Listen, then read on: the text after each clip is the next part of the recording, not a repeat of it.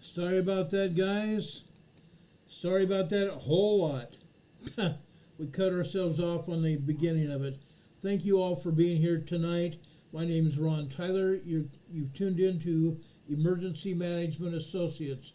We're coming to you from the Area Command, 392 miles west of Kitty Hawk Beach, North Carolina. We welcome you to our program tonight. We're going to start off this program with a salute to the United States of America. I would ask you all now to please rise for the singing of the United States National Anthem. Thank you very much.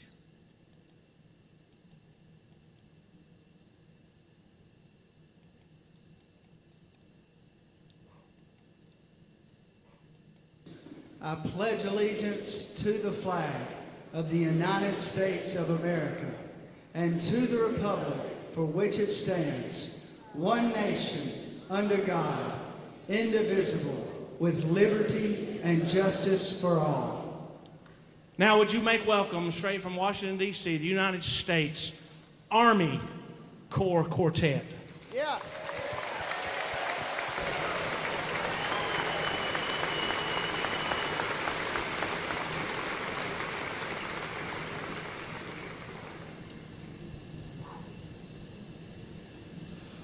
Oh, say, can you see by the dawn's early light what so proudly we hailed at the twilight's last gleaming,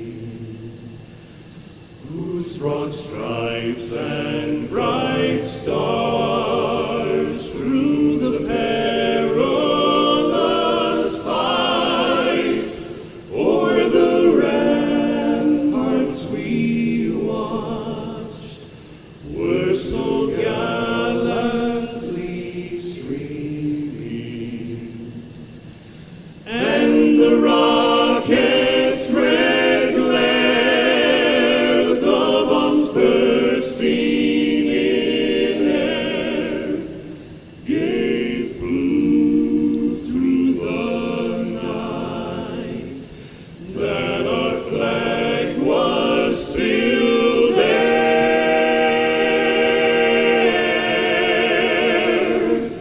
Oh, say does that star-spangled banner yet wave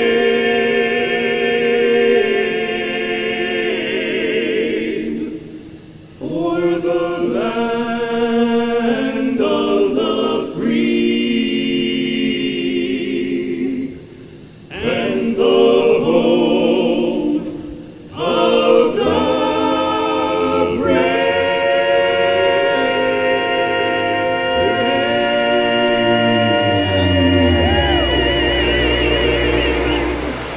Oh, yeah! Come on, folks, let them know it. America's finest, the United States Army Barbershop Quartet, performing at the Barbershop Quartet Convention in 2015. We greatly appreciate these men doing this for us every day. We have permission to use this particular program to show you this presentation. We greatly appreciate it so much. The United States Army Barbershop Quartet means a lot to us. The United States military means a lot to us. And I'm not going to lie to you. I love them very much. I never served in the United States military before. Never. My parents told us to stay out of the military. Only because what has happened over the years is that the military has changed people. The military is not what it used to be. It definitely is not what it used to be. A lot of bad people are in the military. But there's also a lot of wonderful people there. And I love and respect 99% of them. Very much so. Demon Catman says the volume's going in and out, and I recognize that, and I'm going to do something about that right now. I'm hoping this solves the problem. I'm absolutely hoping this solves the problem.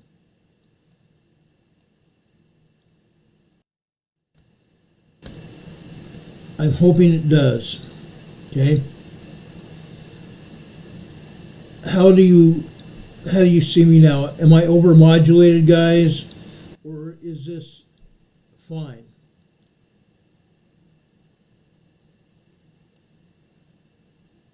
Arnold Smith says very low. Hold on a second. Let me see if I can fix that. Is this any better? I hope it's better. Is that better, guys? It should be a lot better by now. Carolyn Martin's here from Denver. We appreciate you being here, Carolyn. You say it's fluctuating. I'm hoping it's a little better now. I'm hoping it's a little better. Let me look at this for just a second here. I'm hoping it's a lot better now.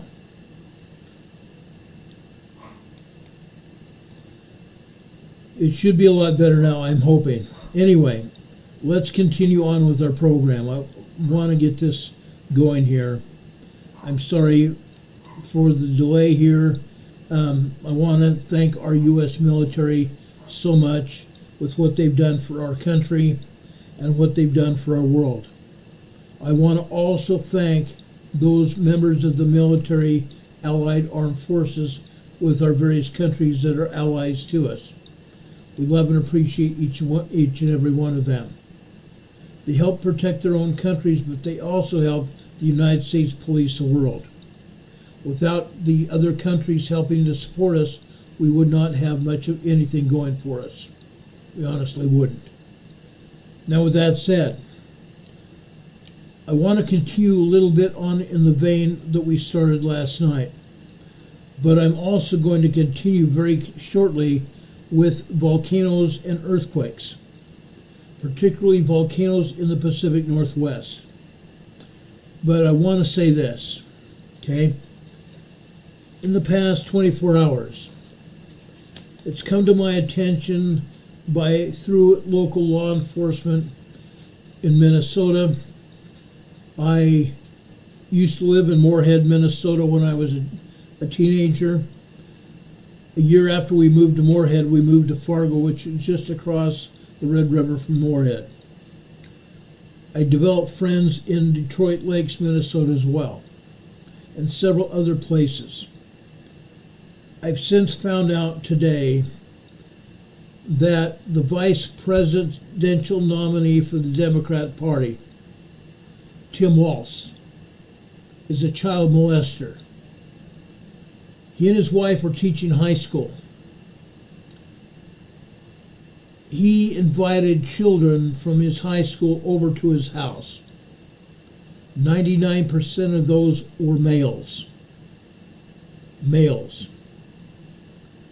There's one such instance where Tim Walz invited one of them to a concert, and the person thought he and his wife would be accompanying this child to the concert. That was not the case. Tim Walz had a brief affair with this young man. Tim Walz was not a coach for his high school football team, as he said he was. He was not a coach at all. He was fired from the high school teaching position that he and his wife held. I don't know whether his wife was fired, but I've been told that he was fired. He should have been prosecuted for child molestation. Now, Diane Kellman says that he looked weird. Yes, he does. But just looking weird does not disqualify anyone from being vice president or president of the United States. However, the Democrat Party with the selection of Tim Walz for the vice presidency was not a good one. The Democrat Party was inching up to the Democrat National Convention in August. They ran out of time. The person that they previously had asked to be the vice presidential nominee declined. He wanted nothing to do with it. Subsequently, Tim Walz was selected. The Democrat Party had no time to vet him. And as a result, we have a child molester that is in the running for the second highest office in the land. George Richard from California said, "Oops." I agree, a big oops. Now, folks, I don't delight in anything like this. I want to make that clear. I don't delight in announcing this at all. I wish I didn't have to say a word about it. But because of who I am and the position of trust that you hold with me, I had to say something. We cannot let this man or his running mate for President of the United States be elected. It cannot happen. We cannot have a child molester as the Vice President of the United States. And I really don't give a flying rat's frosty keister that he's not doing it anymore. I don't buy it. I don't buy it at all. Now, the U.S. news media also has this information. I don't know what the news media is going to do with it. It doesn't matter. It does not matter at all. Now, there's something else I ought to tell you.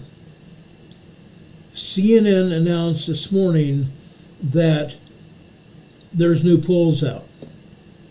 CNN announced that President Trump has taken a leap ahead in the polls. Now, I don't trust CNN at all. I consider CNN to be the communist news network. CNN might say that Trump is leading. I don't necessarily buy any of the polls at all. None.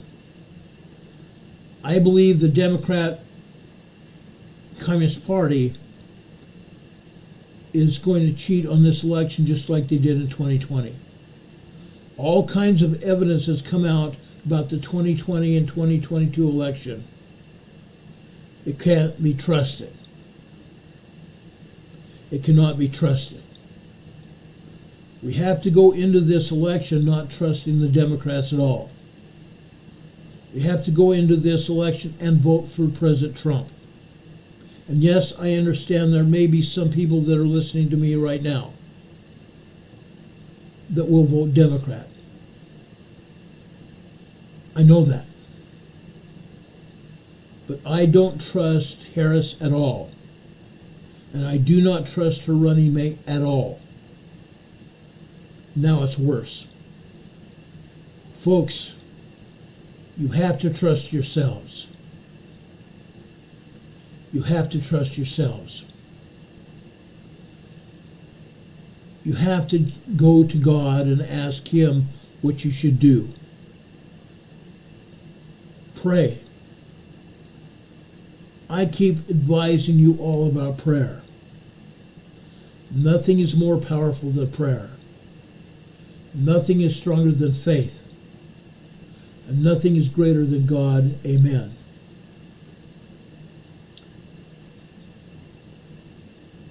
Through prayer, God is going to reveal the truth of his message unto us through the gift and power of the Holy Ghost. And the power of the Holy Ghost is going to reveal it unto us. If one, we are intent and purpose. Number two, sincere. And number three, we want an answer to our prayers. And we're humble. A contrite heart. Humble and a contrite heart. Then the Lord will reveal the answers to us if we are indeed humble and want sincere answers. I come to you tonight and ask you to pray about the decision who you're going to vote for. Now, I've been told by many of you who you're going to vote for, and that's fine. I have no problem with that. But you don't have to do that. The whole premise here in the United States of America is a secret ballot. You don't have to tell me anything.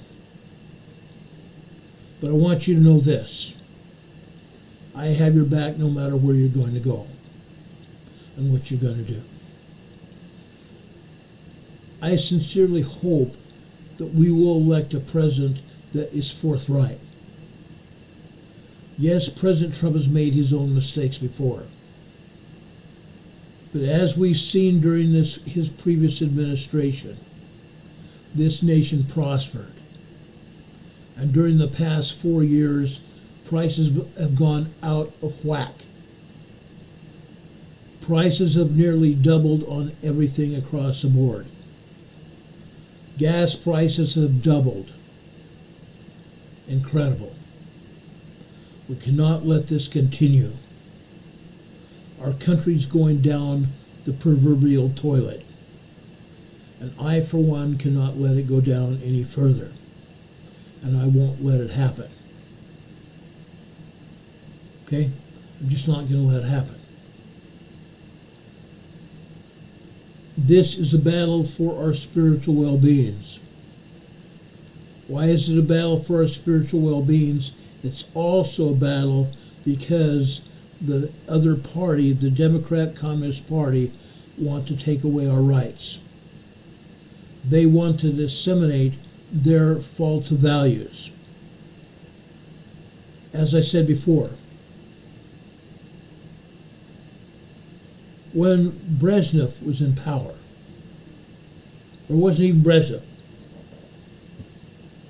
it was the Secretary of Prime Minister of Russia back in the late 1950s, early 60s. He told the Secretary of Agriculture, Ezra Taft Benson, that he would make sure that this country fell. He would make sure that this country fell because they were going to feed us spoonful by spoonful of communism until we don't know any better than that. And I, for one, am not going to put up with that. President Trump is not a communist. President Trump has promised us a lot, and I value who he is. If you want to truly know who President Trump is, ask his daughters. Ask his daughters. His daughters and his son and his grandchildren truly love him. If you want to find out who President Trump really is, ask his daughters. They will tell you. I personally am not willing to give up my freedoms or the security that we have right now. And yet, the security we have right now has gone away. I'm not willing to put up with it. I'm going to stand up for what is right and true. The Democrat Party wants to take away our religious freedoms. Not going to happen. The Democrat Communist Party wants to take our guns. Not going to happen. The Democrat Communist Party wants to take away our freedom of speech. Not going to happen. Not going to take our religion away from us, our freedom of speech, or anything else. We have to stand up and take a stand. I've talked about standing in holy places before.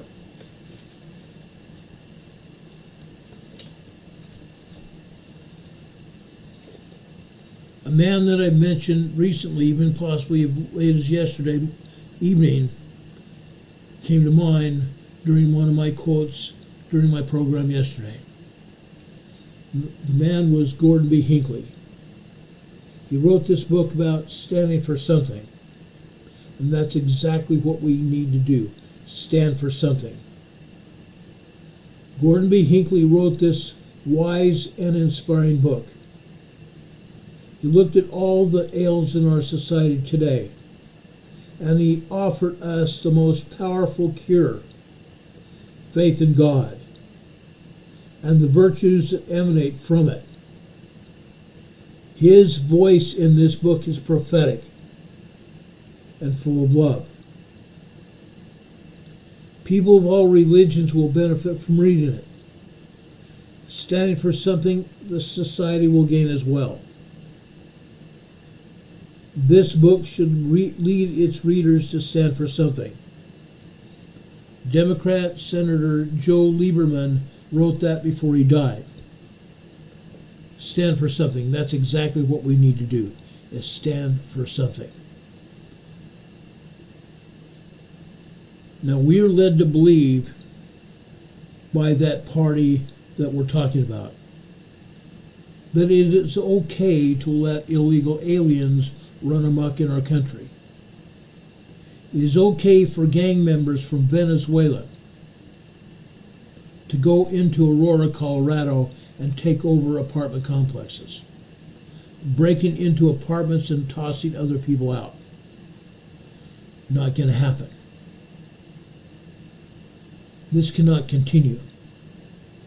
As President Trump said, as soon as he's elected, the first day he takes office, he's going to make sure that Customs Border Protection, the United States FBI, and other law enforcement organizations throughout this country will go out and look for these illegal aliens, especially the gangs, and they will be on the next plane out. They will be arrested and led out of this country. We cannot let this happen again. Never again. I'm standing up and saying no. Okay? I know there are some people here that don't believe as I do, and that's okay. That's all fine and good. But I'm going to stand up for what is right. Regardless of the consequences, I am going to stand up for each one of us. Many of you know me for many years. Carolyn Martin is a dear friend of mine from Denver. Carolyn Martin's known me for 20 plus years now. She knows the person I am. I am standing up for what I believe. Okay? Heidi Petrick says her pastor once said, if you don't stand for something, you will fall for anything. And that's exactly where we're at. I'm hoping that won't continue. I'm hoping and praying that will never continue, not one day more. We're having people pour across our southern border, unvetted, unrestrained. We have over 20 million people that have come across this border unvetted into the United States of America. Our government has given them our Social Security. Our government has literally taken our Social Security down, has given them FEMA funds, given the illegal aliens FEMA funds, $5,000 a month, no rent, free phones, $5,000 a month for food and whatever they want. My money, your money, taken from us. FEMA money that goes to make sure that victims of storms, floods, hurricanes, all kinds of devilish things that are natural in origin are taken away from our people. Because what has happened with our government? It cannot be tolerated any longer. It should not have been tolerated now. Things have to change. Now, this is not the last time I'm going to talk about it. Canadian Patriot One, my buddy Dave, near Quebec, Canada. He and I have talked about this many times. Ontario, Canada. I'm sorry, Dave. He's over near Ontario, Canada. We talked about what's going on in Canada, the same thing. Why? Because Prime Minister Trudeau has fallen into the same vein as Biden and Harris. And who's led them by the nose? Mr. Obama, Barack Obama. When Trump comes into office, I am praying that Joe Biden, Kamala Harris, their entire administration, I'm talking about all their aides, including the present Secretary of Communications for the administration, who continues to lie to the public and lie to our news media, and Barack Obama are put in prison. Barack Obama has been leading Joe Biden and Harris along by their nose. They're puppets to Obama, and I can prove it. When Obama was in power from 2009 until when Trump was elected in 2016, Barack Hussein Obama said he was going to transform America. He's done it. He destroyed our health care, telling us through Nancy Pelosi, it's okay, vote for it, and then we can find out what it says. Vote for the health care law. It doesn't matter what it says, but after you vote for it, put it into power, we'll figure out what it says. That's not the way to do business. That is not the way to do business. Canadian Patriot One Dave said the Democrat Communist Party are talking about replacing Harris with Hillary. That's been one of their go-backs since this whole thing started. We talked about that earlier this year. We talked about that seriously earlier this year.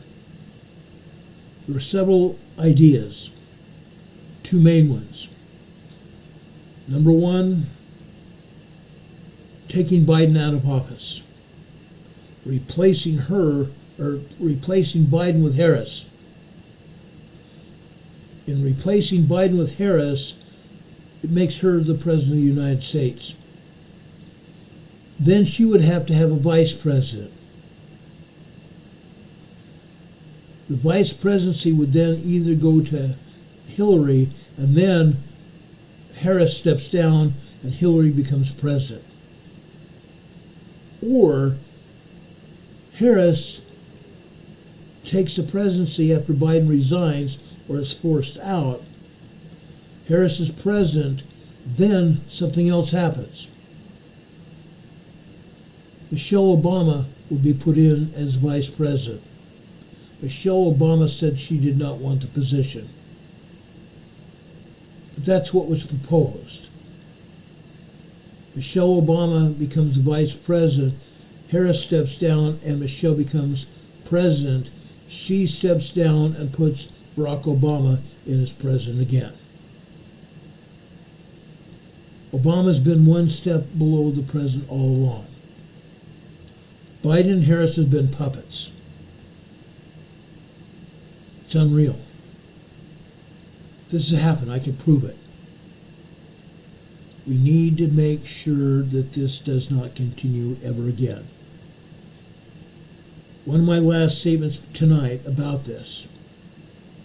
If we lose this election, if Harris and Walz are put in, or Harris is replaced by Hillary, if we lose this election, this country will be done. We will possibly never ever have an election again. We will have illegal aliens voting. They've already started that. Registering illegal aliens to drive in many states, and then while they register them to drive, they register them to vote, giving them the power to vote. That's against the Constitution of the United States.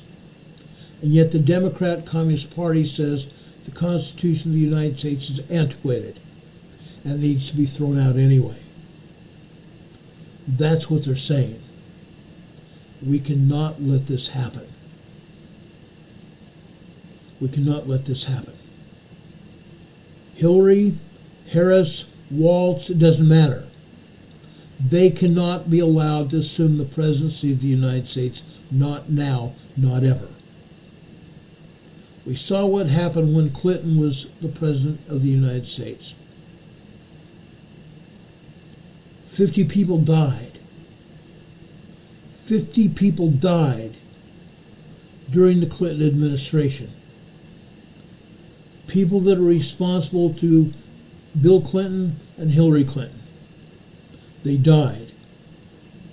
One man was killed out on the ellipse of Washington, out on the Capitol ellipse in Washington, allegedly shot through the head. But guess what? He allegedly died of suicide. How can you be shot through the back of the head committing suicide? It's impossible. The Clintons had him assassinated. Someone else was going to throw the book at the Clintons. He was killed out in front of his apartment complex in Washington, D.C. Those men I just spoke about are 2 of the 50 people that the Clintons are responsible for murdering. Yeah, murder. And yet these 2 same Clintons are out walking the street. Unreal. Unreal. It cannot be allowed to happen. That's all I'm going to say about it. Get down on your knees and ask God. Get down on your knees and ask God. Okay? Renee Steppe says early voting has already started. I agree. Early voting has already started. And yes, I'm going to vote earlier. I'm going to vote early at my polls. Sometime before Saturday, I will go to my polling place and vote. And I've already told you who I'm voting for. Okay? It's unreal. Canadian Patriot One says Trudeau is trying to start a war with India. His military in Canada has been so decimated that, unfortunately, their military could not beat an egg right now. And I believe the United States military may be in the same boat. Because Biden and Harris have decimated our military. Now, I told you I respect our military, and I do. But they have ridiculed the military. They've taken the military down. The numbers are so far down, it's not funny. Some of the military people have quit, have resigned from the military. This is what's happened. Our numbers are way down. Russia and or China can walk into this country, and there's not a darn thing we can do to stop them. Fact. Unreal. Anyway, guys, I don't mean to belay this whole story, but I'm going to ask you now, and I probably will not hesitate to ask you between now and November 5th to go to vote. Pray to God what you should do, and then go to vote. Go to your polls and exercise your Fifth Amendment rights. Do what you have to do. Do what you have to do. Okay?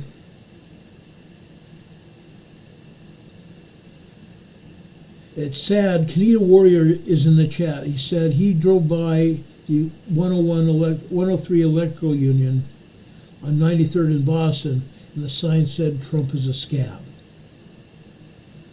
That's not true. Probably 90% of the unions here in the United States support President Trump. They don't support Biden at all. They do not support Biden at all. Kamala Harris said the police department unions supported her. That also is a lie. Every police association here in the United States supports President Trump. Sunday in Arizona, the United States Border Patrol came out and said they are supporting President Trump. That tells a story. That tells a story. Diane Cummins says she hates the hate Trump signs as well. Just down the street, we have somebody here in Morganton that supports Harrison Walls. They can do whatever they want. That does not make me a hater. It makes me someone that doesn't like Harris and Walls. I don't hate the person living down the street. I think they've been led astray, as many people have. Arnold Smith says he's not an American citizen. He's an observer and recipient of the outcome. Many people here in the United States are in the same boat.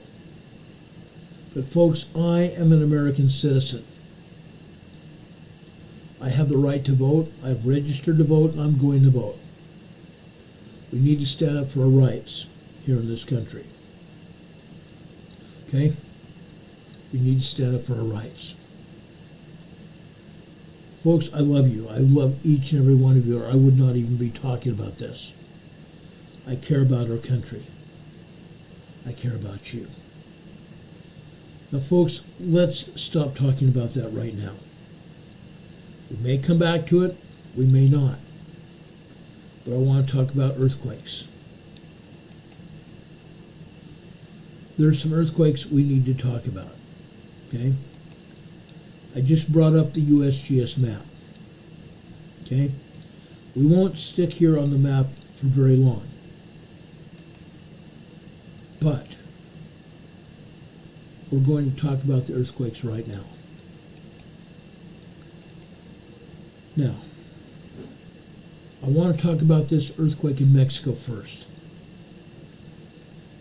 This is a 4.4 magnitude earthquake. USBS and the other agencies are calling them light earthquakes. They're not. It's a moderate earthquake, causing moderate damage. This was 9.8 kilometers deep. 9.8 kilometers deep.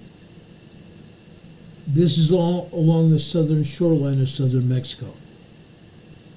USBS has only shown us this earthquake. I'm sorry, there are a heck of a lot more earthquakes than that. I'm going to show you how many earthquakes there are right now.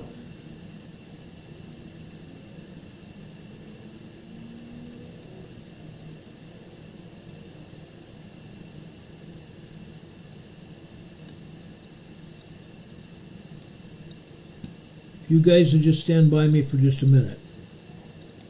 I'm going to take this USGS map down and show you the maps that I have here. Look at the earthquakes in southern Mexico right here. Does that tell you a little bit different story than what the USBS is showing us? There are a lot more earthquakes in Mexico all over. All over. But again, the United States Geological Survey will never tell you that.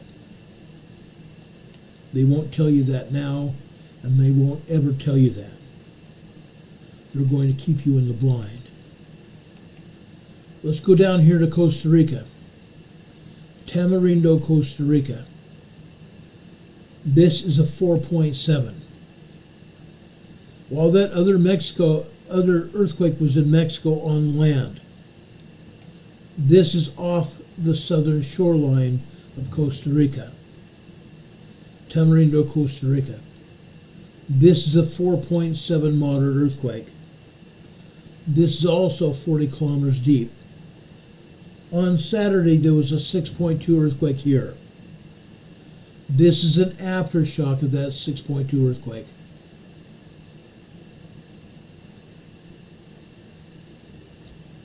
Demon Catman, thank you for being on your tablet. I appreciate that. He says he's on a tablet, so it's different. Try going on the Emergency Management Associates page and clicking on Membership tab. Good idea. Thanks, Dean. Appreciate you very much. Anyway, here off the coast of Costa Rica, Saturday, we had a 6.2 very strong quake. Yes, it shook up Costa Rica. This earthquake, just like the 6.2 on Saturday, as well as all the other earthquakes off the coast of Costa Rica during this past few days, are on the Cocos Plate. That is the reason these earthquakes have hit here. The Cocos Plate. Okay? This is the plate between the San Andreas Fault to the north and South America to the south. The Cocos Plate. Okay? We're going to continue to see earthquakes here. We're going to continue to see earthquakes here because guess what? A lot of earthquakes that go up into Central America start first here in South America. Again, the USBS will have us think that there's only 3 earthquakes in South America today. 3 earthquakes in South America. This is a 4.4 moderate earthquake in Peru. 4.4 moderate earthquake in northern Peru, north central Peru. Folks, this is 152 kilometers deep. 152 kilometers deep. USBS is telling us about another earthquake over here at the Chile-Argentine border. This is a moderate 4.6 earthquake. This is west-northwest of San Antonio de los Cobres, Argentina. Again, it's a border region of Chile and Argentina. Further south here, also in the top of the Andes Mountains. This is a 4.3 earthquake. 80 kilometers east of I can never pronounce these names of these cities anywhere. Copiapo, C-O-P-I-A-P-O, Copiapo, Chile, a 4.3 earthquake. This is 119 kilometers deep. 119 kilometers deep. This is a fairly shallow quake. A fairly shallow earthquake. Okay? Now you might want to think that 119 kilometers deep is deep. It's not. 557 kilometers deep is deep. 650 kilometers deep is deep. This is still a very shallow earthquake. But again, let me point something else out to you. Let me show you the earthquakes that happen in South America today. 90% of the earthquakes that have happened in South America are in northern Chile. They're in northern Chile. Okay? We've had one earthquake in northern Peru here. This is a 4.5 earthquake here. The other earthquake that USGS tried to tell us, guess what? There's actually two earthquakes. This is a 4.1 earthquake here, moderate earthquake, 4.1, and the other one that USGS showed was a 4.5 here. 4.5 earthquake. That was my daughter calling her mother and I. I'll talk to my daughter a little bit later. She knows that I'm on the air. Those are two over in Peru. The second one I told you about, this 4.5, this is near Branca, Lima, Peru. Okay? That's 50 kilometers away from Lima, Peru. All the other earthquakes here in South America are in northern Chile right here. These are in the top of the Andes Mountains here. A lot of the earthquakes are responsible for volcanoes. Earthquakes because the magma from the volcanoes is causing these earthquakes. Not all, but some of these. Okay? In the southern area of Peru, or not the southern area, but the southern part of the northern part of Chile. Figure that one out. Okay? This is still in northern Chile right here.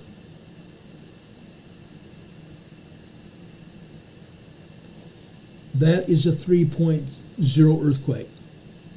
Again, this is over on the border of Chile and San Juan, Argentina. 3.0 earthquake. Further north, that earthquake in Copiapó,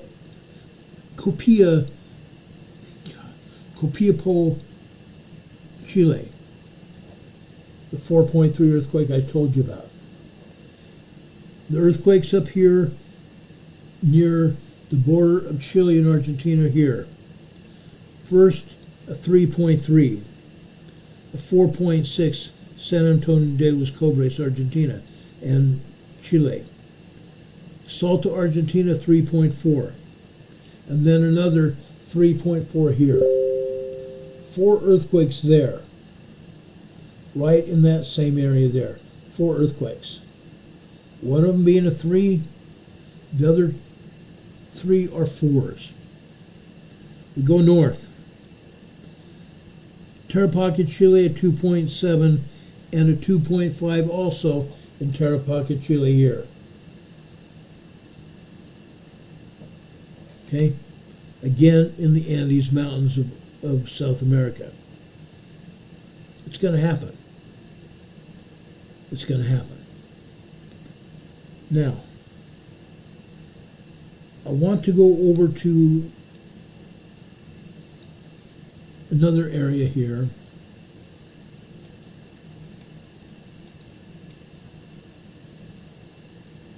This is New Zealand. We've had a lot of earthquakes here in New Zealand during this past weekend. Even a 5.0 earthquake here between the North and the South Island of New Zealand here. That happens.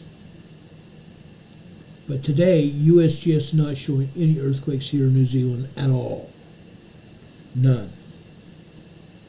But folks, I'm here to tell you that there's about, I'm going to tell you exactly, there's 2, 4, 6, 8, 10, 12, 13 earthquakes in New Zealand. USGS not showing any of them. Down south, on the South Island, Southland Park, New Zealand, a 3.43 and a 2.94. A 3.43 and a 2.94. Southland Park, New Zealand. We go north on the South Island, Canterbury, New Zealand, a 2.23 earthquake. Not all, but one more here on the South Island. This is a 2.54 earthquake. This is a 2.54 earthquake. 4 earthquakes here on the South Island. Yes, we have small earthquakes on the South Island. We go north. Right between the 2 islands, we have a body of water. Right between those 2 islands, we have a body of water. This is called the Cook Strait. The Cook Strait. Right in the middle of that body of water, we have a 3.43 earthquake. A 3.43 small earthquake there. Then we go north to the North Island, the southern part of the North Island. We have a 2.29 earthquake there. Now, I'm not going to stop and show you every earthquake. We go over to Rappahu Volcano. Southwest of Rappahu Volcano, we have a 2.26 earthquake. Almost, I'm going to say within 10 miles of Rappahu Volcano, we have a 2.93 earthquake. Okay? Over on the west side, over on the east side of Raoul Island, North Island, the North Island of New Zealand, we have a 2.74 minor earthquake there, right along the coastline. Now, these minor earthquakes are probably not felt. In fact, I know they're not. Nobody can feel these minor earthquakes. You're only going to feel anything like 3.2 and larger. 3.2 is considered to be a small earthquake. You're not going to feel minor earthquakes. Let's go north. Just northeast of Topo Volcano. Topo Volcano is a lake. It's a supervolcano over here on the North Island. Actually, it's just east of Topo Lake, Topo Volcano. A 2.41 earthquake there.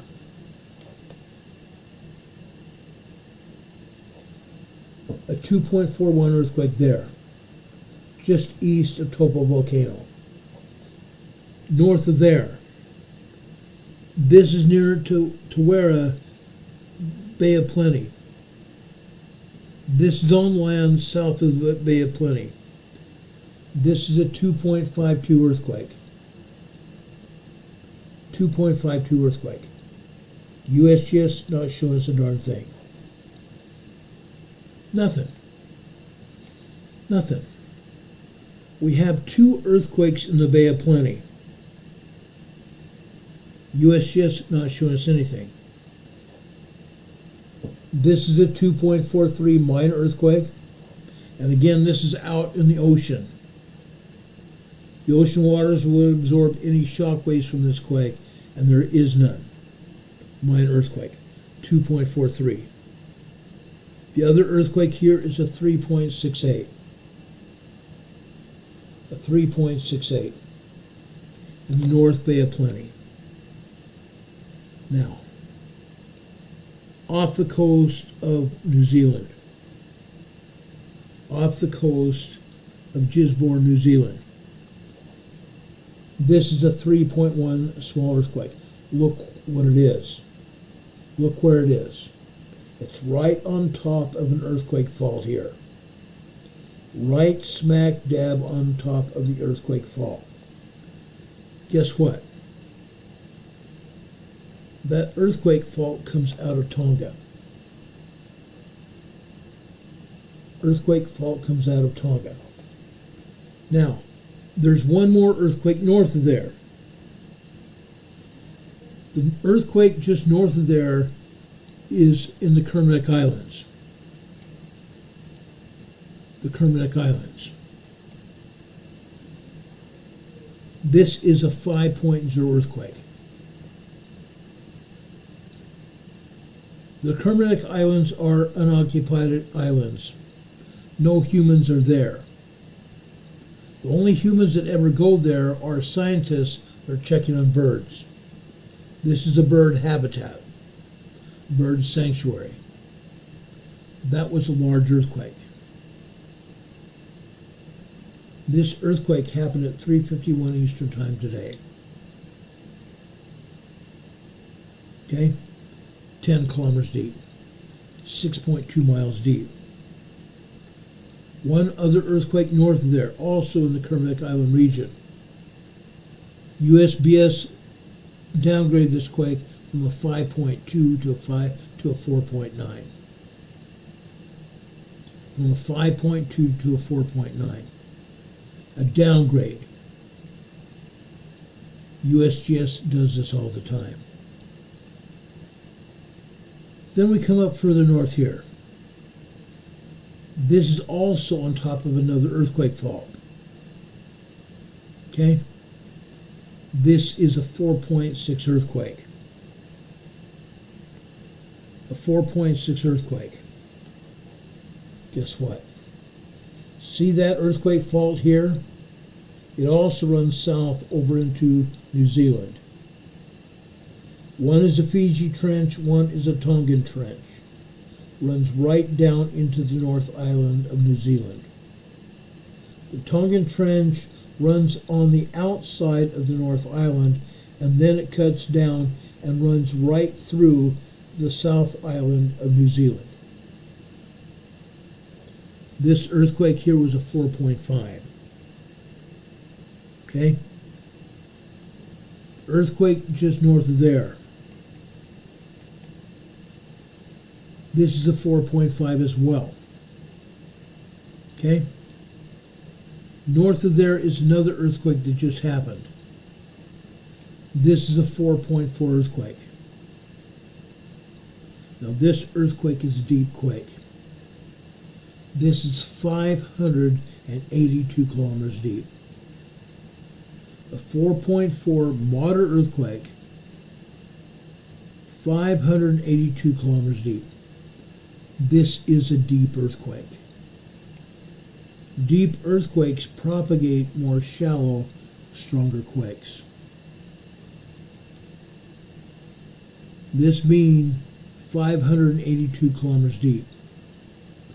This is going to propagate a much larger, shallower quake. Probably a 5.5. Probably a 5.5 earthquake, either here in Fiji, over in Tonga, or further north over in Vanuatu here, over here in Vanuatu, or the Solomon Islands, or further west over here in Papua New Guinea. Now over here in Papua New Guinea, this may seem like a large earthquake, and it is. This is a 5.3 earthquake. That's out here in the Pacific Ocean. Nobody was even around this. There are no islands around this earthquake. The ocean waters of the Pacific Ocean absorb the shock waves from this quake. This is 10 kilometers deep, very shallow earthquake. Papua New Guinea escaped a big hit. Papua New Guinea's been hit before, and have been hit very hard. Very hard. USGS is not showing any earthquakes at all in Indonesia. There are earthquakes in Indonesia here.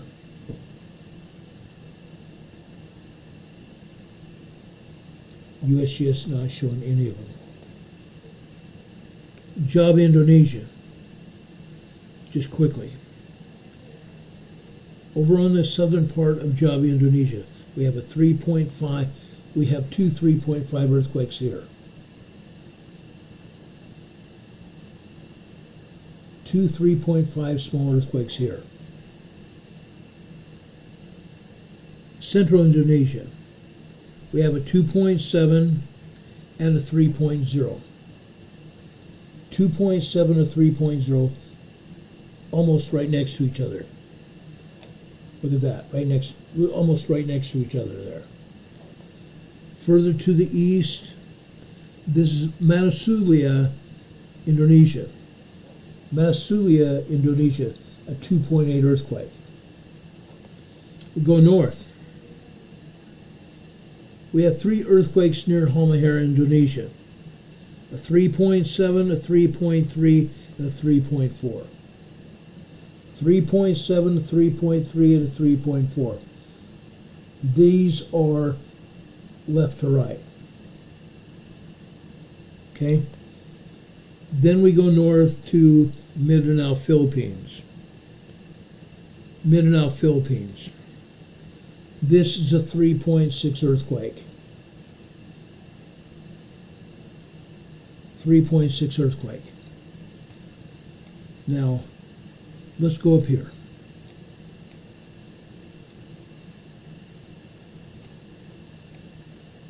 This earthquake is over here in the western part of Mindanao, Philippines.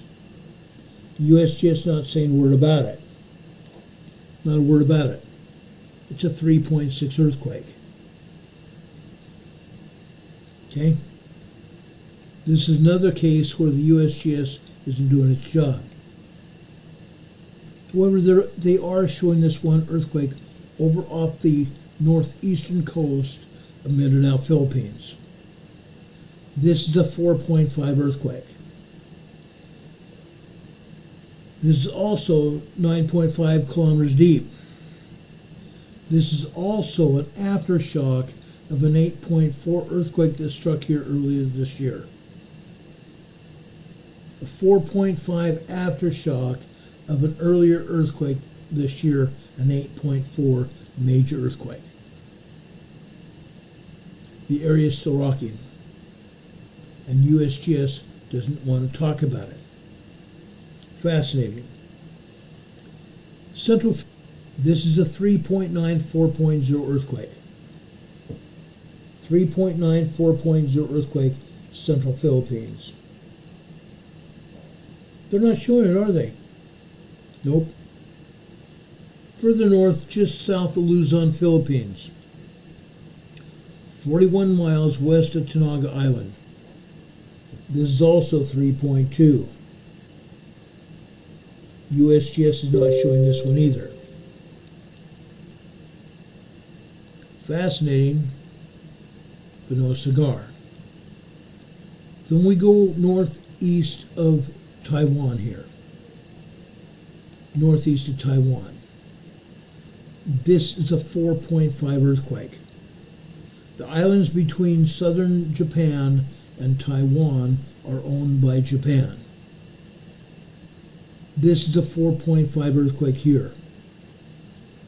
No islands anywhere near this earthquake. The ocean waters absorb the shockwaves of this quake, but it's only a moderate 4.5. Nobody felt that quake either. I want to go up to Japan. Now, I have real issues with what I'm going to tell you. I have real issues with it. Because the USGS does not want to talk about the earthquakes in Japan. Now, I don't know why. I really don't know why. But folks, guess what? Japan has gotten hit by 2 earthquakes over here in Honshu, Japan. Right here. I'm going to show you those 2 earthquakes right now.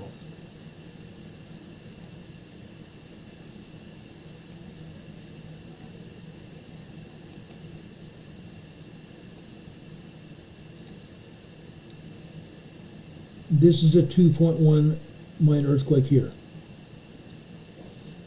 Just south of there, southeast of there, is a 2.6. This is just south of Tokyo. Just south of Tokyo. a 2.6. The one other one is west of there, northwest of there, and it's only a 2.1. A 2.1 and 2.6 right there over in Honshu, Japan. Okay? USGS not showing anything. Squat. Nothing. Why not? I'm taking you up here to Kamchatka Peninsula. Kamchatka Peninsula belongs to Russia. No, we don't have any earthquakes here today. But we had a volcanic eruption right here yesterday. We had a volcanic eruption right here. We also had a large 5.0 here yesterday. Every time we have a volcanic eruption anywhere, the volcanic eruptions cause 5.0 large earthquakes. A minimum of 5.0 and larger earthquakes. Every volcanic eruption. And that volcano lit off yesterday. I want to go over to the Aleutian Islands now.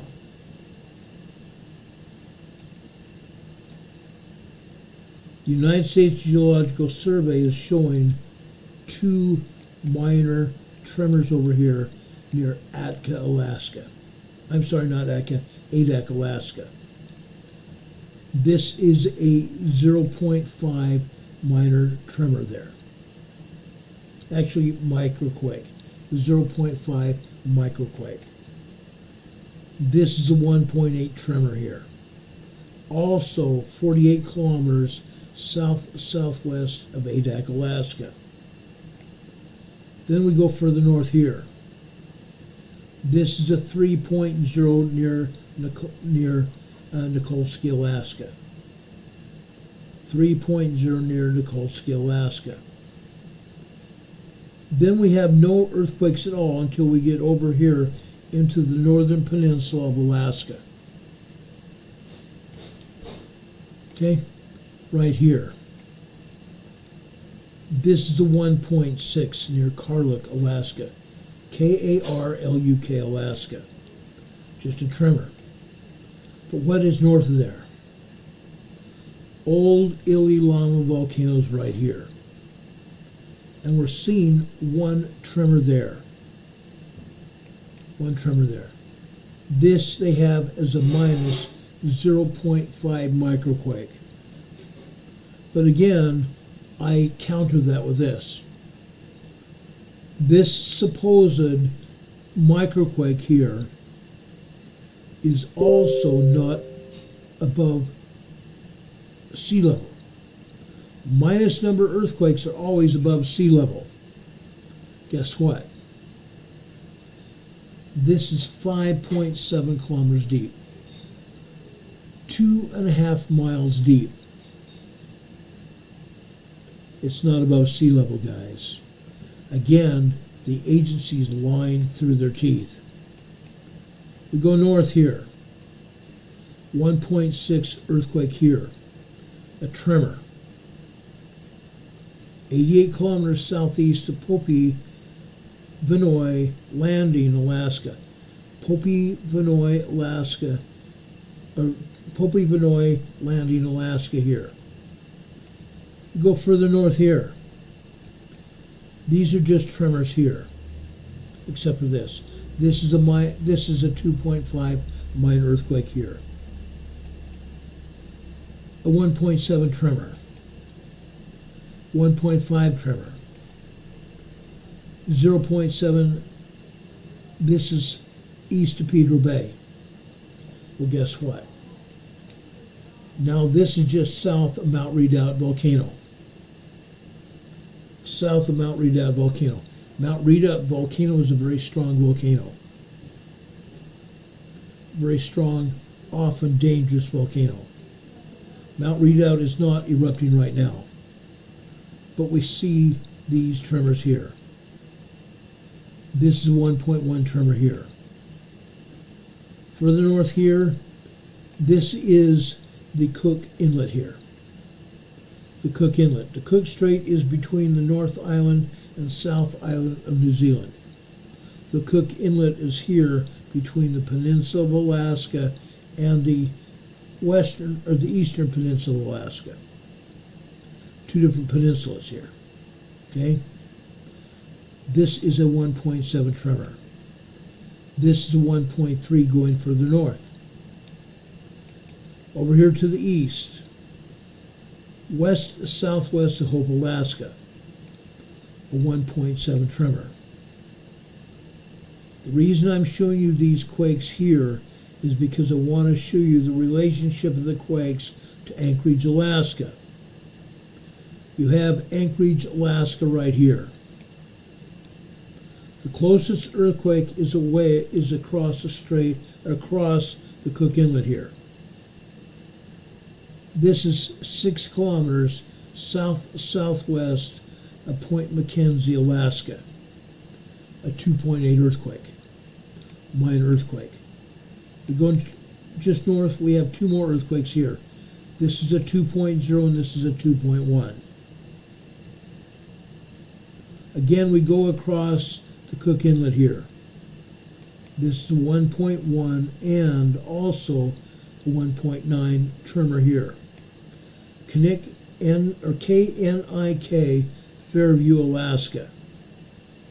KNIK, Fairfield, Alaska. We go north. We go wonderfully north. Guess what? What do we have here? What do we have here? A brand new earthquake right here. 1.7 near Fishhook, Alaska. Near Fishhook, Alaska. Incredible. We go up here into Denali, Alaska. Not a lot going on here. Central Denali, Alaska, 1.7 tremor. And USGS is labeling these everything but Denali. But this is in Denali National Park here. Northwestern Denali National Park here. This is a 1.3 tremor. Now USGS is saying this is east-southeast of Denali. It's not. This is northwest Denali, Alaska. USGS cannot even tell us where these earthquakes are. South of there, 1.4 over on the western side of Denali, Alaska. And again, USGS tries to tell us that this is southeast of Denali. It's not. Further south here, also on the western edge of Denali, we have a 1.2 tremor here. Now, I'm not going to talk about all the earthquakes here except for 2 up here further to the north. This earthquake here is on the southern edge of the Arctic Circle. This is a 2.6 earthquake. Arctic Village, Alaska. We go north here to Cascadia, Alaska. This is a 2.9 3.0 earthquake. 2.9 3.0 earthquake, Cascadia, Alaska. Okay? Now, we are going down to the Pacific Northwest in just a minute. You notice earthquakes here in California. A lot of earthquakes here in California. I want to point out 2 earthquakes here. This is a southern part of the Cascadia subduction zone. The southern part of the Cascadia subduction zone. Folks, this is a 2.1 minor earthquake near Ferndale, California. This is over on the coast of Northern California, still in the Cascadia subduction zone region. Just off the coast, you can see the Cascadia subduction zone earthquake fault, just west of there. This is 1.7 tremor near Petrolia, California here. Also in the Cascadia subduction zone region. For kicks and giggles, I'm going to go south real quick. Okay? Right here. Pillsbury, Lake Pillsbury, California. Northwest of Lake Pillsbury, Northern California. 1.7 tremor here. We go out east, 11 kilometers north of Lake Pillsbury, Alaska. A 3.0 earthquake. USGS downgraded it to a 2.9. Of course, the 2.9 society is alive and well. Furthermore, right here, a 2.0 earthquake downgraded to a 1.9. This is a 1.5 tremor here. Pillsbury, California.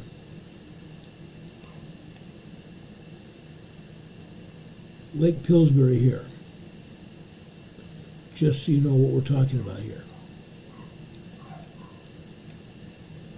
Then we come over here. Clear Lake, California. Good old Clear Lake volcano. Yes, that's a volcano. All of these earthquakes are related to that volcano.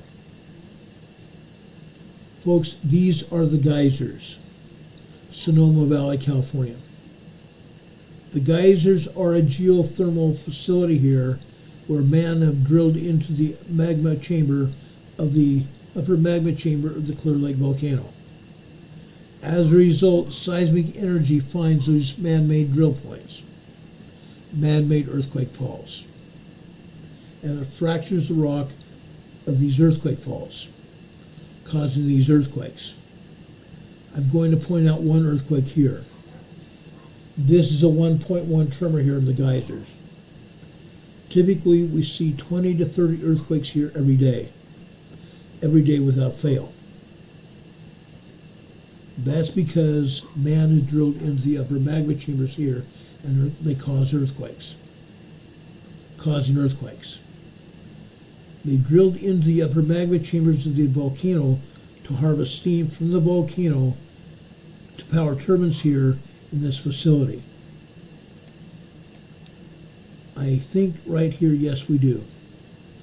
Right here we have one of many boilers here. Okay, turbines. This is one of 80 turbine facilities here, all throughout the geysers facility here. 80 turbines here in the geysers. This is what powers the turbines, the steam.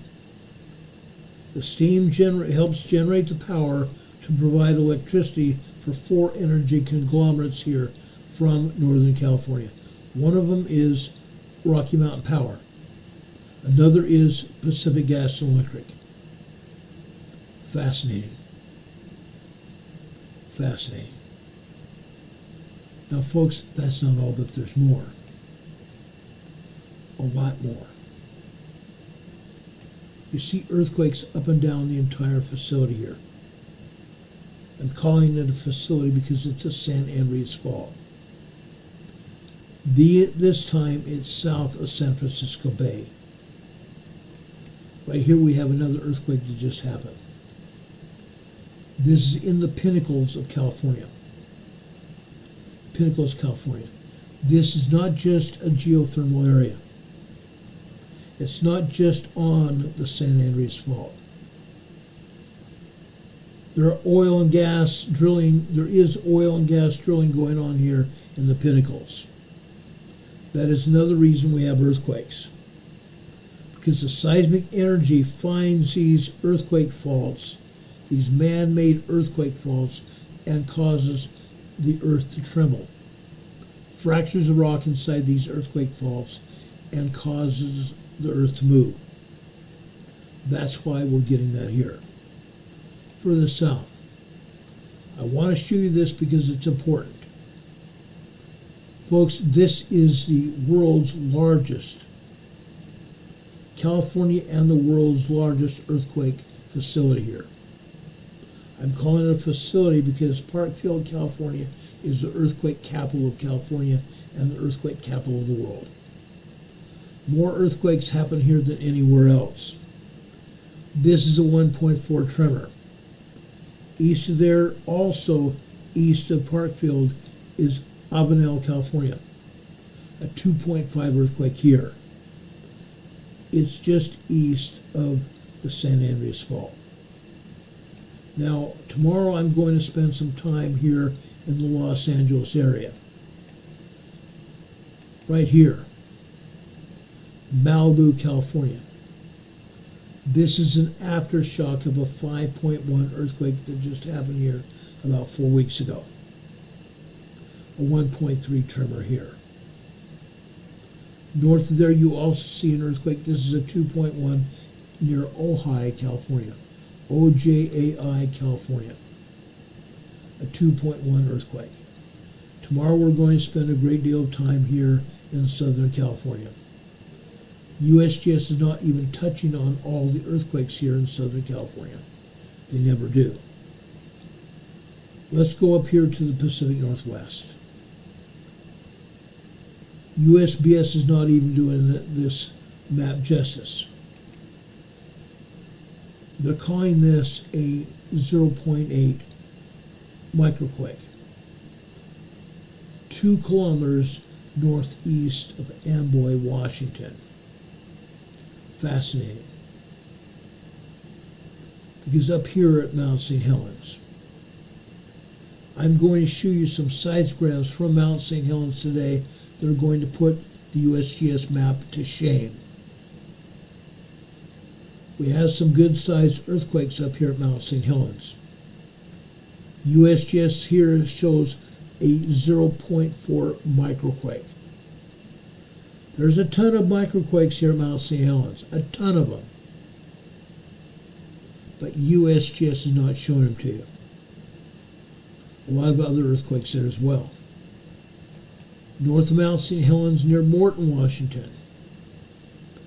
This happens to be 16 kilometers south of Morganton, Washington. Another 0.7 microquake. Fascinating.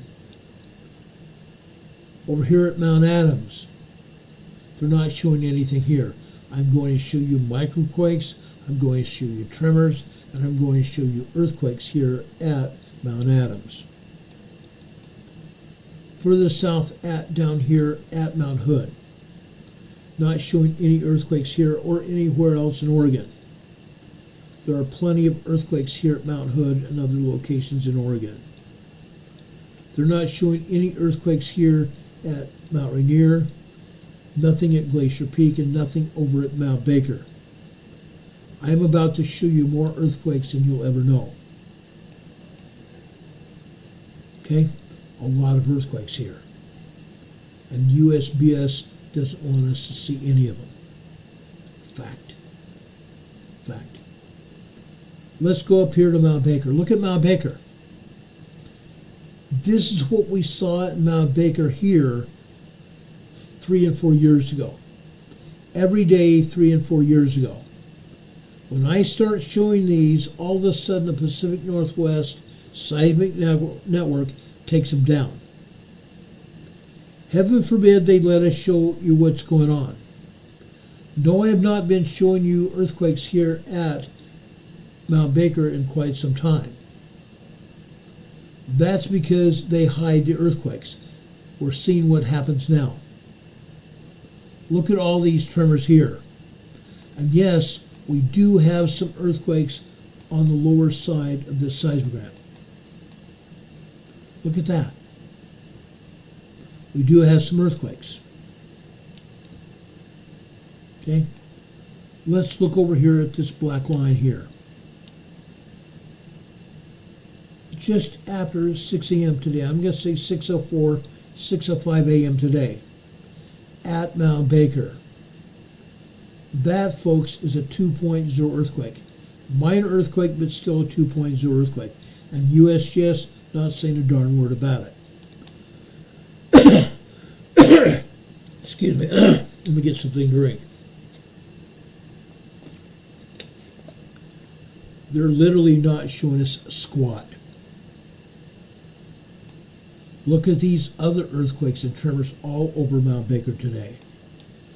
Look down here after 2 p.m. over on the black line on the bottom left. That's a 2.4, 2.5 earthquake. 2.4, 2.5 earthquake. Mount Baker.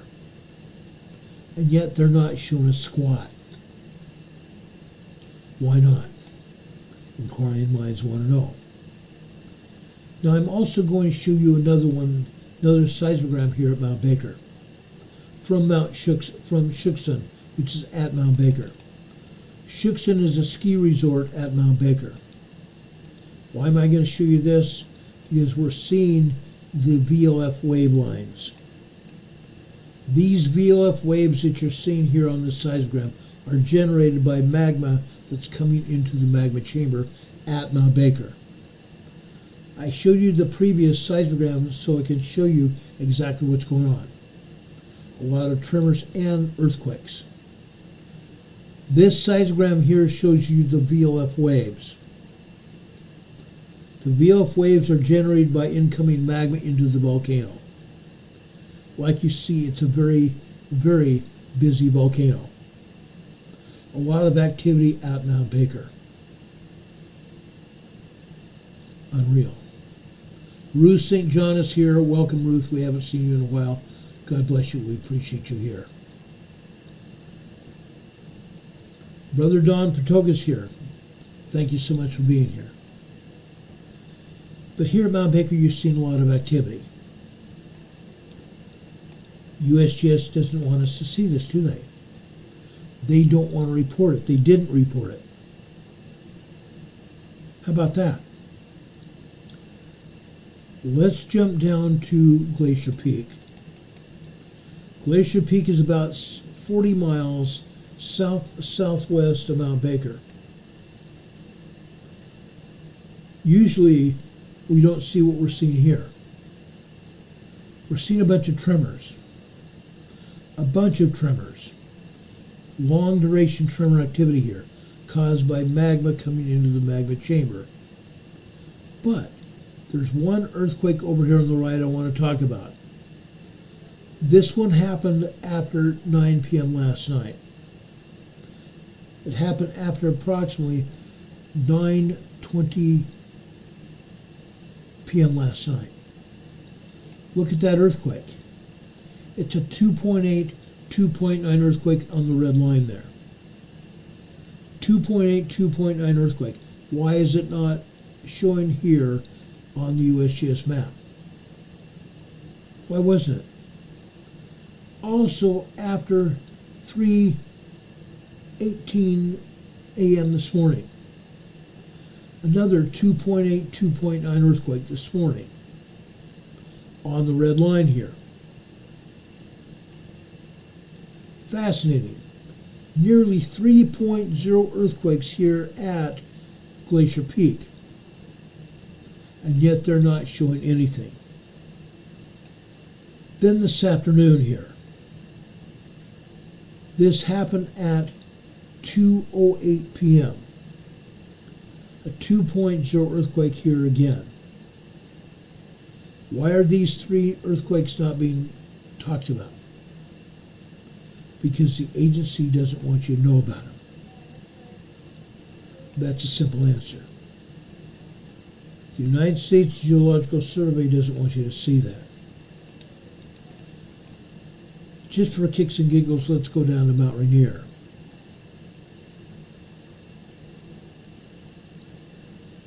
I'm first going to show you Mount Rainier, Camp Sherman. Look at this, guys. At the top of this seismogram, at the top left-hand corner of this seismogram, we start off at 5 p.m. yesterday evening. Look at the tremors and look at the earthquakes. After 6:22 p.m. last night, 6:22 p.m. last night on the black line here, that is a 2.4 earthquake caused by magma. A 2.4 earthquake caused by magma. And actually, this may be even larger. Why do I say that? Because see that almost black arrow off to the right of that earthquake? That's called a secondary wave of the earthquake.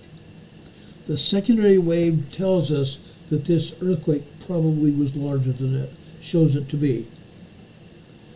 Gone from a 2.4 to probably close to a 3.0. I'm probably willing to say it's a 2.9 earthquake. A 2.9 earthquake. And almost an hour later, also on the black line. This time, this is about 7:07 p.m. This is a 1.7 tremor. Now you see all these other earthquakes here. Okay?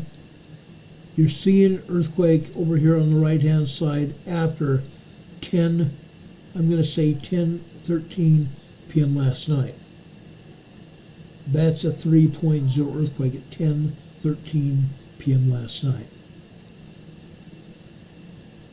Then we go down to 11 p.m.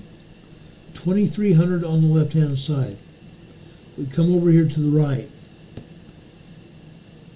This appears to be 11:11 p.m. last night. Again, a 2.4, 2.5 earthquake, minor earthquake. Minor earthquake. You can see all kinds of tremors here. All kinds of tremors. You also see some vertical lines without dots in the middle of them.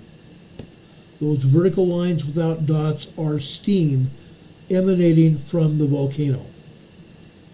Steam signatures emanating from the volcano. Then I come down here further down the seismograph. Over on this red line here. This red line is after 10:15 this morning. It happens to be about 10, I'm going to say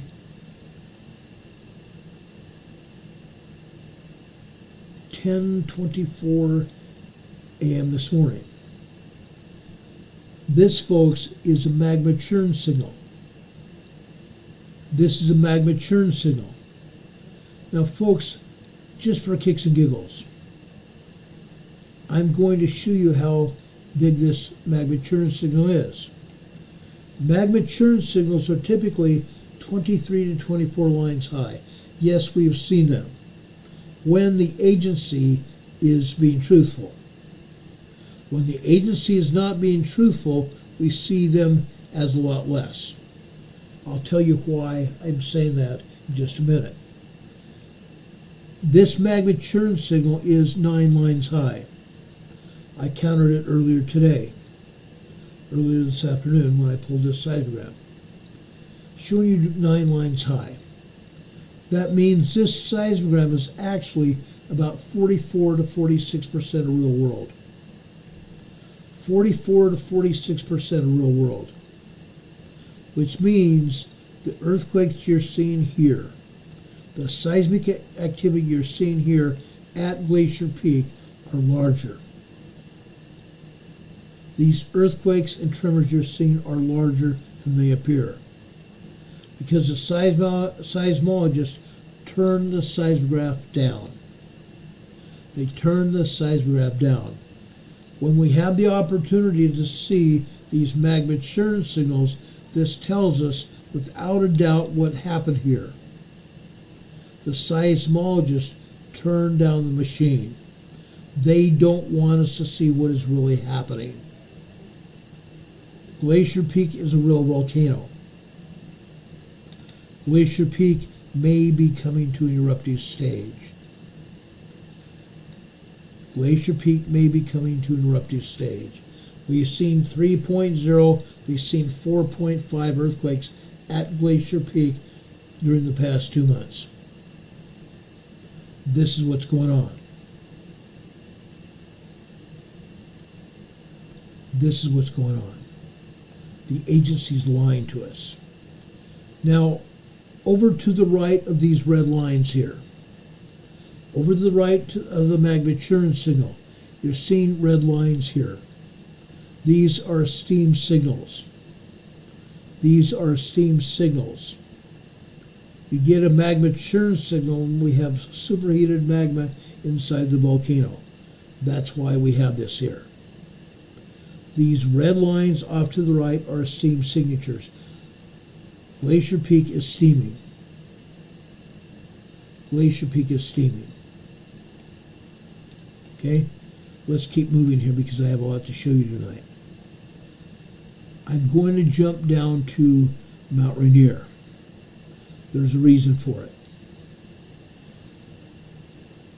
I have gotten many reports from a lot of you telling me that you are smelling CO2 and SO2. CO2 is colorless and odorless. So you're not smelling CO2, you're smelling sulfur dioxide. You're smelling rotten egg smell, sulfur smell. Well, folks, guess what? We don't have a lot of evidence to show that Mount Rainier is steaming. This is Camp Sherman. Camp Sherman. You see earthquakes, you see tremors here. Mount Rainier is steaming. You may be smelling sulfur dioxide or sulfur smell from Mount Rainier. It is steaming. You see a magma churn signal here. You see a magma churn signal. Let's keep going here. I want now to go over to Camp Muir. Camp Muir is on the south side of Mount Rainier, near the summit of Mount Rainier. Look what we see here. Again, we used to see these signatures all the time. We used to see these kind of seismograms all the time until I started showing them. And then the Pacific Northwest Seismic Network stopped showing these signatures. Look at all this activity. Mount Rainier is going to erupt. Mount Rainier is going to erupt. We've seen 3.0 earthquakes today at Mount Rainier. We've seen 2.5s, 2.4s, and plenty of tremors. On this seismogram alone, we're seeing a bunch of tremors. Bunch of tremors. But down at the bottom of it, down at the bottom of it, this is after 2:05 p.m. this afternoon. This is a 2.8, 2.9 earthquake. And yet, USGS tried to tell us that there were no earthquakes at all at Mount Rainier. Unreal. Unreal. Yes, there are earthquakes. Yes, there are tremors all over Mount Rainier. And yet, USGS is not showing them to us. And most of the time, the Pacific Northwest Seismic Network doesn't want to show them to us either. And this is not the only seismogram I'm going to show you like this. Guess what? This is Emerald Ridge. Emerald Ridge. Now, folks, you have to look a little harder for the earthquakes here. Last night, and I'm going to leave this seismogram just like this for a minute. Last night between 7 p.m., which is 1900 on the left-hand side, 7 p.m., 1900, 2000 being 8 p.m., and 2100 being 9 p.m. Over here near the midsection of this seismogram, what are we seeing? Yes, we are seeing tremors. Yes, we are seeing earthquakes here. 2.6, 2.8 earthquakes here. That was last night. Let's drop down to the near the bottom right-hand side here.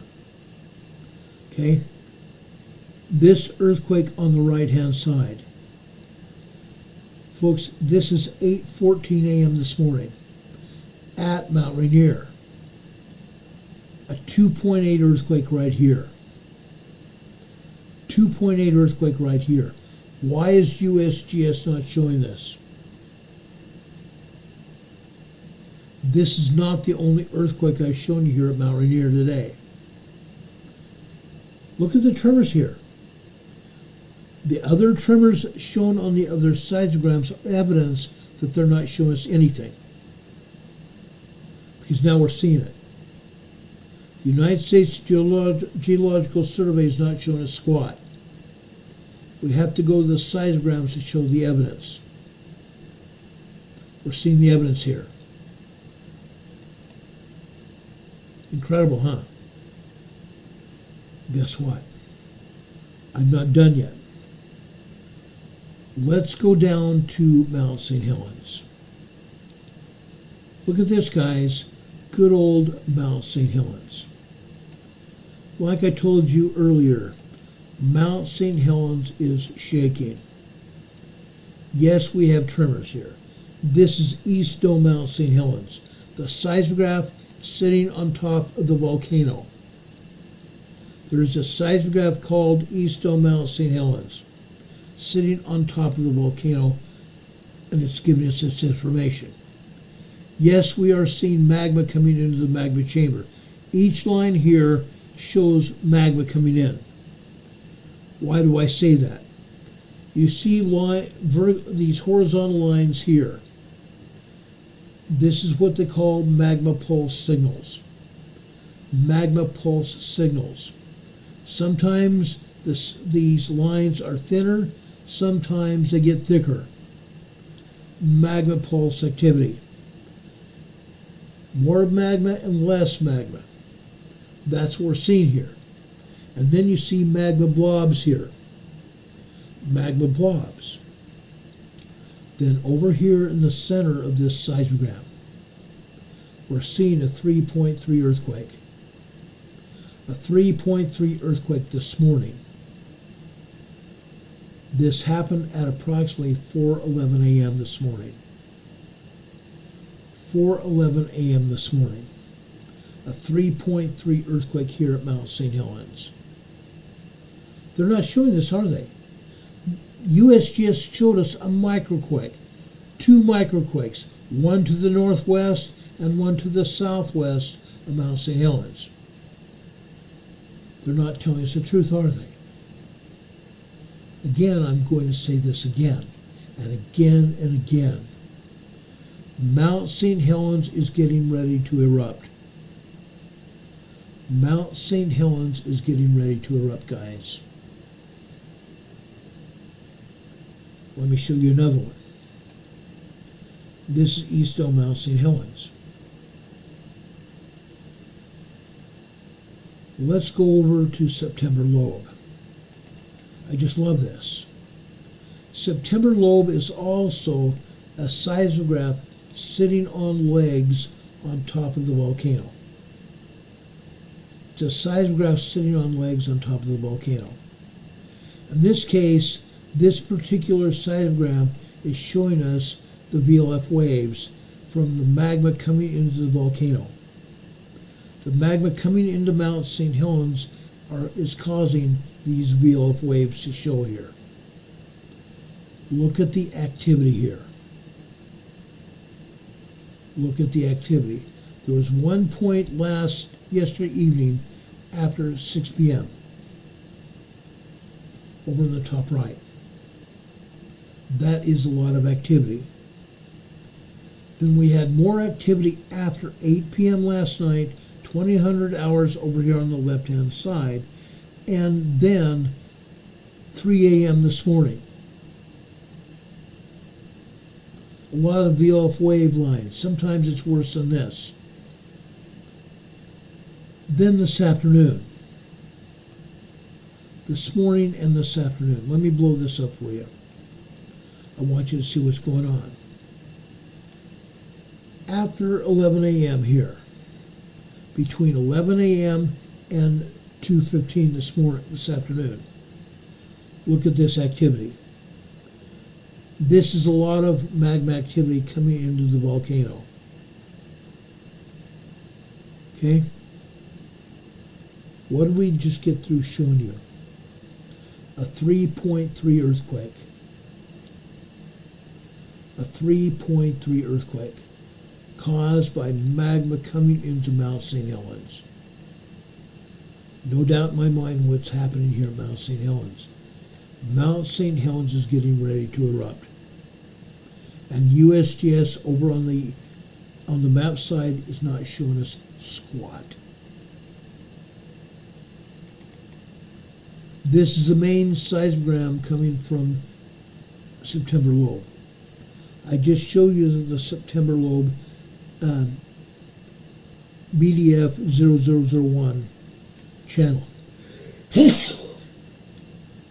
That is the, excuse me, that last seismogram shows you the magma coming into the volcano. This one is also showing you the earthquakes. A lot of activity at Mount St. Helens. Let's continue this project here. I want to show you now south of Mount Hood. Before we go to Mount Hood, up on the north side of Mount St. Helens, we have another place called Studebaker Ridge. Studebaker Ridge is just north of Mount St. Helens, and it is its own volcano. Studebaker Ridge does not have a cone. Studebaker Ridge is heightened only because lava piled up after the last eruption. Look what we're seeing here. Again, this is more information than we've seen here at Studebaker Ridge in a very long time. But after 7 a.m. this morning, continuing after 2:15 this afternoon, look at these tremors caused by magma. Look at these tremors caused by magma. You can see what I'm saying. Studebaker Ridge is moving. Studebaker Ridge is moving. Mount St. Helens is moving. Let's drop down to Mount Hood now. Actually, no. No, we're not. We're not going to Mount Hood yet. Many of you have talked to me, you sent me mail. You sent me email, you sent me mail, you sent me text messages saying, isn't Mount Adams moving? Yes, it is. Let me show you one seismogram here from Mount Adams. Look at this. This top line here. This is after 5 p.m. last night. 5 p.m. last night, we saw what appeared to be a 2.5 earthquake first. And within seconds after that, we had a 3.0 small earthquake at Mount Adams. Again, USGS is not showing any of this. 3 and 4 years ago, this was normal.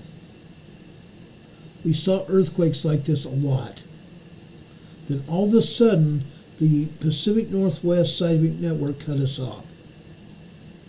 But we haven't showed anything lately at Mount Adams because they're not showing it.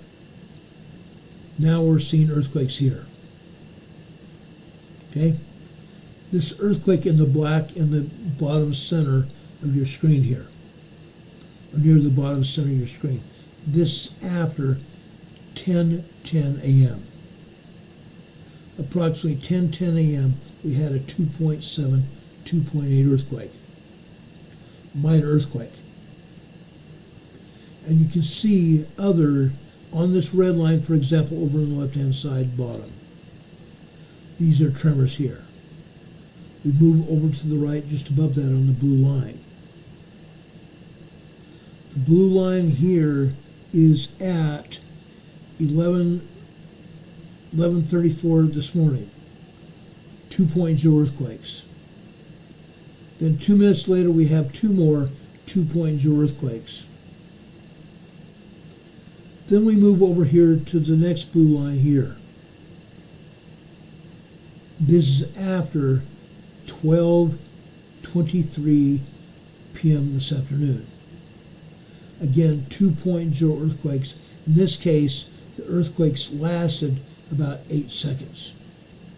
7 or 8 seconds. Minor earthquakes. And again, USGS is not showing this on the map. Why not?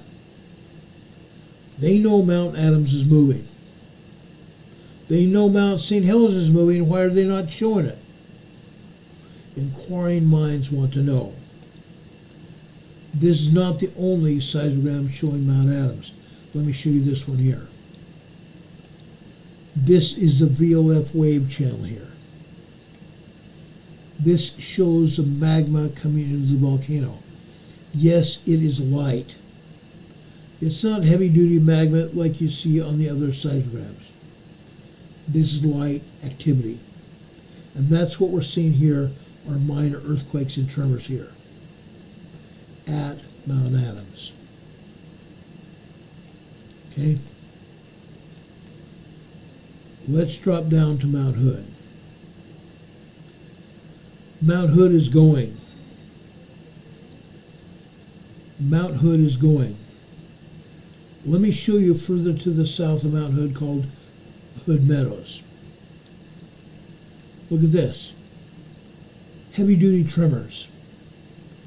Heavy-duty tremors, and yes, we have some 2.0 earthquakes as well. Hood Meadows. Let's move north to the volcano, to the southern end of the volcano, southern bottom end of the volcano. Timberline, government camp, Mount Hood. Look at this, guys. Again, this is what we saw all the time, every day at Mount Hood 3 and 4 years ago. Now you're seeing it again. Full-blown seismic activity. Tremors, and down at the bottom we're seeing full-blown earthquakes. 2.0 earthquakes. Not big, but 2.0 minor earthquakes here at Timberline. Government camp, Mount Hood. I want to show you another one here at Mount Hood. This is also on the southern side of the mountain. Now this is typically called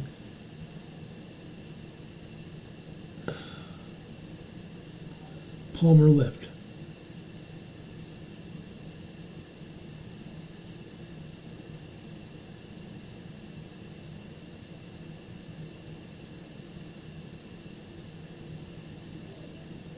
What did they do with my dad? Oh, here it is. This is Palmer Lift. Palmer Lift is up on the south side of Mount Hood above Timberline. Palmer Lift is a ski lift. Midway up the volcano going upwards. Look at the earthquakes and tremors here. On the red line at the top, near the top left. This is 8/17, 8/18 last night. Again, this is a 3.4 earthquake here last night at Mount Hood. A 3.3, 3.4 earthquake last night at Mount Hood. You see 2.0 earthquakes here all over. You see tremors here. That is because Mount Hood is moving. This is a lot of activity. This is a lot of activity. If it gets any stronger than this, if there are more earthquakes than this, they may issue a possible eruption advisory here at Mount Hood. 3 years ago, they issued a volcanic advisory here at Mount Hood when one Sunday there were 129 earthquakes at Mount Hood. 129 earthquakes and tremors at Mount Hood. And yet, what have we seen here? A lot of tremors and earthquakes. We shall see what we see and see if USGS offers us or offers up a volcanic advisory again at Mount Hood. They should be doing it soon at Mount St. Helens and Mount Rainier. But they've not been doing that. Now I have a lot more activity to show you. We can drop down to Bachelor Volcano. Look at this. Again, this is typically what we saw at Bachelor Volcano 3 and 4 years ago. Tons of tremors. Wall to wall, top to bottom, side to side tremors. But down here at the bottom, this afternoon, we're seeing 2.0, we're seeing 2.5 and 2.8 minor earthquakes this afternoon. Look at the bottom blue line. 2.6, 2.7, even 2.8 earthquakes. Minor earthquakes here at Bachelor Volcano. They had turned off the Bachelor Volcano seismograph until several months ago, and they finally turned it back on. And they were hesitant about showing anything going on. Occasionally they'd even show us a tremor once in a while. But look what they're showing us now. Bachelor Volcano is moving, and it's moving in a big way. This is not the only volcano that's doing that. Let's go further north to, let me see where we're going here. Let's go to Newberry Volcano. Okay? I want to show you Cichel. C-I-H-L. Seismograph C-I-H-L right here. Look at this. This is mostly tremors and minor earthquakes again. All of these volcanoes are waking up. All of these volcanoes are waking up, guys. They're recharging. They're recharging. Let me show you another one here at Newberry Volcano. Guess what? Look at this. Newberry Volcano is moving in a big way. Again, part of the problem is the seismologists have turned these seismographs down, even off. We've seen this happen over and over. 3 weeks ago, I was going to show you this same seismograph, but they shut it off. There was absolutely no activity at all. Look at today. Completely different. Richard Smith is saying a 2.8 earthquake, a minor earthquake in Valparaiso, Chile. The capital of Chile in central Chile. A 2.8 earthquake. I will bet you that they're not showing it on the USGS map. They don't do it. Just like they're not showing these earthquakes either. Let's go into south central Oregon. I want to show you Crater Lake. I've got two seismograms here. This is the bunkhouse on the south side of Crater Lake. Yes, we're seeing a lot of tremors. Look at the movement of the stylus all throughout the seismogram. Movement. Earthquakes happening. Earthquakes happening here at Crater Lake. Why? Magma. Magma causing the earthquakes. Let me show you the other one here. This is over on the the southeast side of Crater Lake. This is Mount Scott. They have kept Mount Scott turned off for about 2 years now. On and off for 2 years. Look at this activity at Mount Scott today. South Central Oregon, Mount Scott, Crater Lake. Look at the tremors here. Constant, consistent tremors, top to bottom, side to side. Okay? We haven't seen this kind of activity for a long time because the agency won't let us see it. The agency won't let us see it. What do you think, guys? What do you think's going on?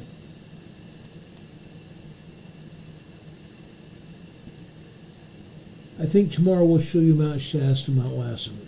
It's getting a little bit late. It is 8:20 p.m. here on the East Coast. Folks, we showed you a lot of stuff. Do you have any questions here?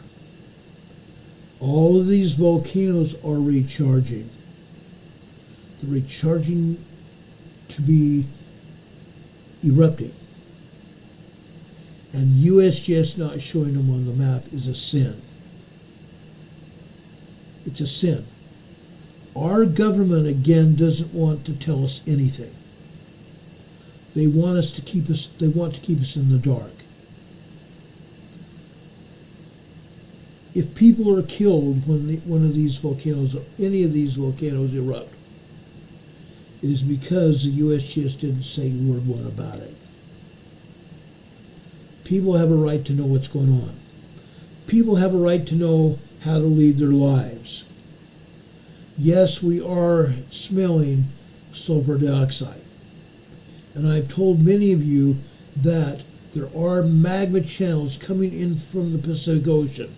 There are magma channels coming in from the Pacific Ocean with magma. And some of those magma channels may be close to the surface of the earth that we walk on. That would only make sense because those magma channels are releasing carbon dioxide. They're releasing sulfur dioxide. Very deadly gases, both of them. That's why you're smelling SO2 and you may be influenced by the CO2, carbon dioxide as well. You are smelling it. Yes, there is activity at each of these volcanoes. No doubt in my mind. There should not be a doubt in your mind either. I've basically taken you from northern Washington to southern Oregon. No, I have not shown you Sisters. I've not shown you several of the other volcanoes. But they're all the same way. They are all the same way. Diane Kelman's asking, anything on the New Madrid? The New Madrid's moving. The New Madrid always is moving. Always. I expect the New Madrid to blow up, literally, a major earthquake, an 8.0 major earthquake on the New Madrid fault sometime in the next 2 years. Sometime in the next 2 years. Sometime in the next 5 years, we're going to see a major earthquake in the Pacific Northwest. A Cascadia megathrust earthquake. A 9.0, 10.0 earthquake. In fact, it's going to happen. It's going to happen. We have the scientific evidence to prove it. We have the evidence to prove it. Does anybody have any questions for me? Thank you, Diane, for that question. That is very important. That is very, very important.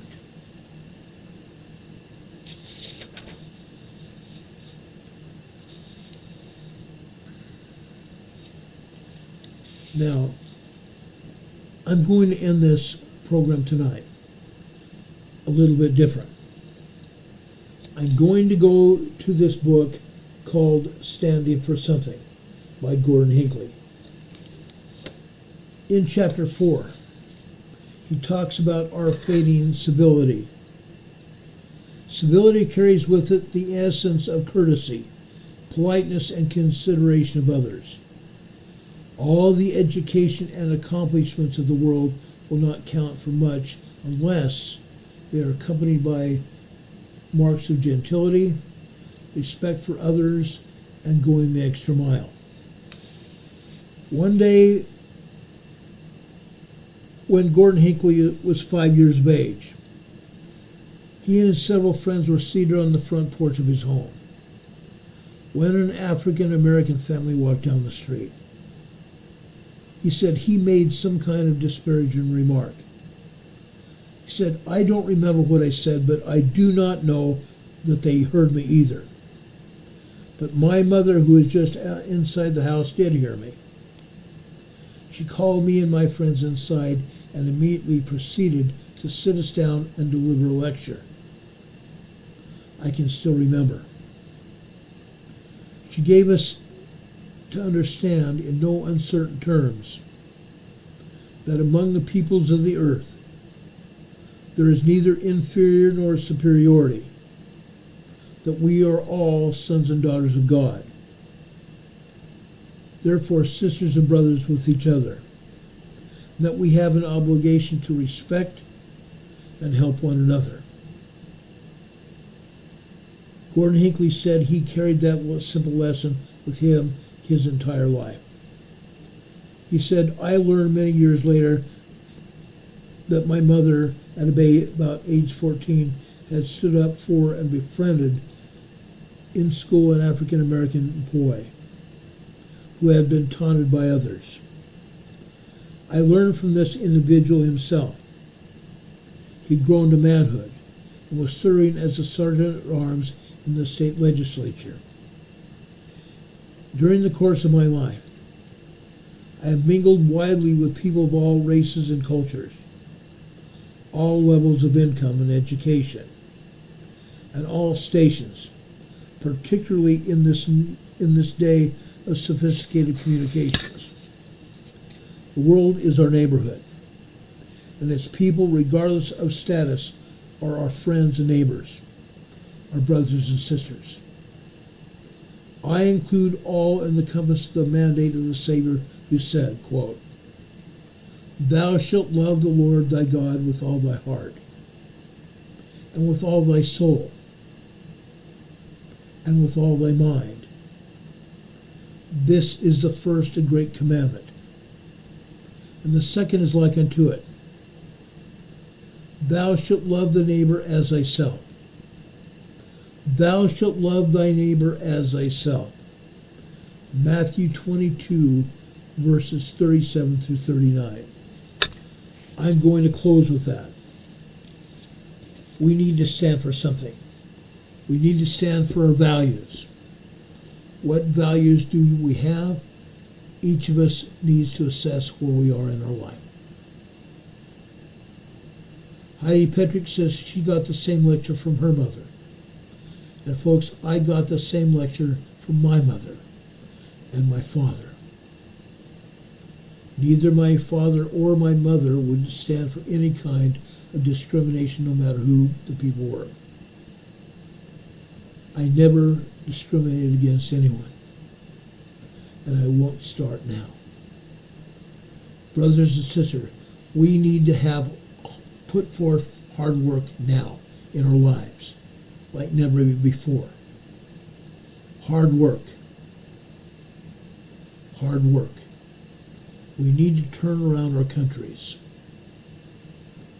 It doesn't matter what country you live in. We need to turn our countries around. My dear friend Rob just put up the following scripture, as he usually does towards the end of our programs. Philippians chapter 4, verse 13. And I love this scripture. I can do all things through Christ who strengthens me. I agree. We can do all things through Christ who strengthens me. I bear you my testimony that Jesus Christ lives. He and our Heavenly Father hear and answer our prayers. We won't have a world if we don't start paying attention to the scriptures. If we don't start paying attention to Jesus Christ, we're not going to have a world left. And our worship will be taken away from us. May God bless us. May God bless us that we can be strong in our faith. That we can be strong in our personal lives.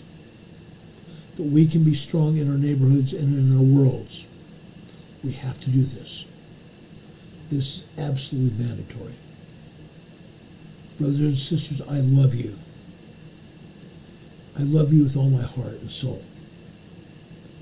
If anything else happens tonight, we will be back on the air to talk about it as soon as the information becomes available. The same thing if it happens in the morning. We will be back tomorrow evening to talk about earthquakes in Southern California and anything else that happens that everybody needs to hear. We will talk about it. I love you, brothers and sisters. I love you more than anything. Rob just said, God be with you, all EMA family and our mods. And I want to thank our mods as well. God be with you until we meet again. We will see you on the other side. I hope you have a good night, everybody. God bless. See you on the other side. Good night, everyone.